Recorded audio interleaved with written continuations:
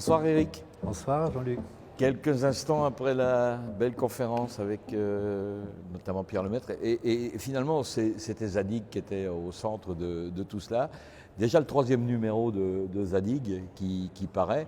Je me souviens bien du mois de mars dernier, un jour de pluie, où il pleuvait à verse ici, où tu es venu nous présenter le numéro 1 de Zadig et tu as tracé les lignes de ce projet qui te tenait à cœur et qui du coup était une réalité. Le numéro 3 va sortir dans très peu de temps. Il est sorti, ça y est, il est depuis sorti. hier. Le bilan global de ces 3 numéros? Le troisième, donc, il sort juste, donc on est heureux déjà qu'il existe, qu'il soit là. Et ce qu'on a vu après les 2 premiers numéros, c'est qu'il y avait une appétence très forte du public pour des récits sur notre pays, des récits sur la France. Et l'autre jour, à Paris, on a fait une rencontre autour de ce Zadig et il y avait là Catherine Meurice, la dessinatrice, et qui dessine toutes les trimestres. Magnifique au début page, de, là, double page au début de Zadig. Et elle a dit qu'elle s'est souvenue de ce que lui avait dit Bernard Maris un jour en conférence de rédaction de Charlie, parce qu'ils étaient toujours en train de tout critiquer. Et il disait oui mais quand même il faudrait un peu aimer la France. Eh bien moi je pense que le premier bilan qu'on peut tirer c'est que beaucoup de lecteurs ont envie d'aimer la France. Sans que ce soit cocardier, cocorico, nationaliste, etc. Mais d'aimer ce pays avec toutes ses diversités. Il peut être irritant, il peut être quelquefois désespérant, mais il est d'abord un extraordinaire pays qu'on essaie de faire découvrir.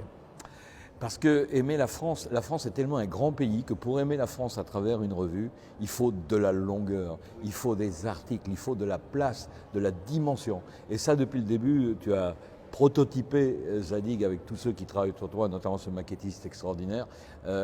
Zadig a été prototypé pour le long. Oui, c'est vrai qu'on est dans une période où on nous dit qu'il faut faire court et toujours plus court. Il faut être dans l'instant, c'est la tyrannie de l'instant. Et nous, on a considéré avec Zadig qu'il fallait au contraire offrir aux lecteurs des longs moments de découverte pour entendre une voix, pour découvrir un lieu, un paysage, une histoire. Et par exemple, dans ce dernier numéro, Nina Bouraoui raconte comment elle est devenue vraiment française chaque été, à partir de ses 11-12 ans, quand elle est allée chez sa grand-mère Simone en Bretagne. Et là, on a vraiment un récit plein de saveurs, plein de souvenirs, plein d'odeurs, pour raconter justement cette France de quelqu'un qui était né en France, elle est née à Rennes, mais qui vivait en Algérie. Et puis Jean-Paul Kaufmann, qui dans un long récit aussi raconte la boulangerie-pâtisserie de ses parents à Cornu, en Ille-et-Vilaine. Et bien là, pour raconter toute cette histoire, il a de la place. Il y a de la place pour l'écriture, il y a de la place pour l'image et le visuel. Alors, on parle des lecteurs qui sont dans cette attente d'une revue, Toutes les Frances qui raconte la France, mais il y a aussi le journaliste que tu es, ex-directeur de la rédaction du journal Le Monde, entre plein d'autres, bien entendu. Tout à l'heure, Pierre Lemaître t'a fait un hommage que j'ai dégusté. Il a dit, de mémoire, sur le plateau des Bibliothèques Idéales, il y a quelques instants, il a dit « Oui, mais j'en ai fait des interviews.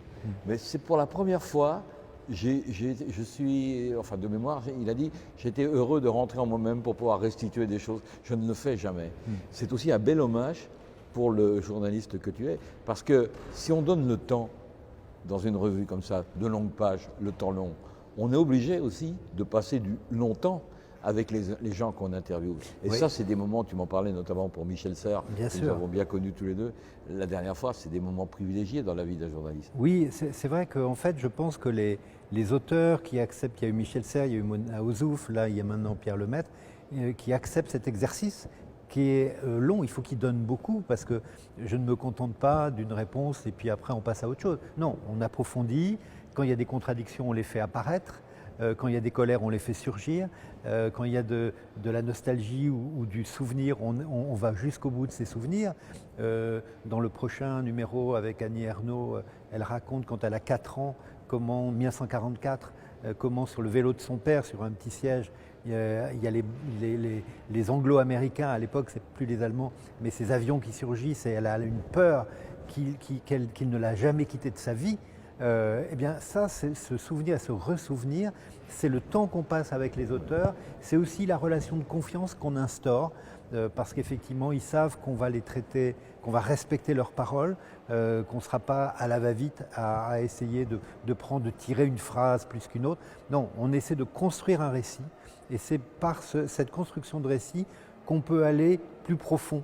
Et en effet, Pierre Lemaitre, je pense, dans l'entretien qu'il donne dans Zadig, va profondément dans son enfance, va profondément dans cette espèce de honte sociale qu'il avait, qu'il a exprimé tout à l'heure vis-à-vis de son père. Il a eu honte de son père, puis après il a eu honte d'en avoir eu honte.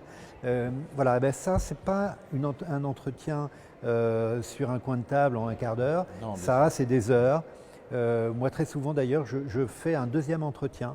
Parce que c'est quand même très long, hein, c'est 20 pages d'entretien. Là, Pierre Lemaitre, vous avez vu comme il parle. Et mais il faut se donner ce temps-là et à l'arrivée, ben, il y a la récompense qui est quelque chose d'unique. Dernière question, réponse très courte, Éric. Une vraie rafale, l'homme, comme on l'a dit dans Hors Norme, l'homme qui fait, après sa succès quand même, ça nous fait plaisir de le dire. Il y a eu le 1, succès incroyable. Il y a eu America avec Bunel, succès incroyable, qui va s'arrêter avec la prochaine élection américaine. Oui. C'était prévu depuis le départ. Zadig, c'est pas prêt de s'arrêter. Mais comme tu as toujours un coup d'avance, c'est quoi le prochain truc? Alors, c'est vrai que je réfléchis. Pour le moment, je pense qu'on ne créera rien avant la fin de 2019. Mais peut-être qu'en 2020, on s'intéressera à l'Europe, parce que je pense que c'est vraiment, et je suis heureux de le dire à Strasbourg, mais c'est quand même un thème, je pense, qui devrait tous nous fédérer, nous unir et nous interroger. Donc voilà, une idée d'Europe. Il y a des gens qui seront derrière toi, Éric, pour cette idée-là aussi. Merci d'être venu nous voir. Tu reviens quand tu veux. Avec plaisir.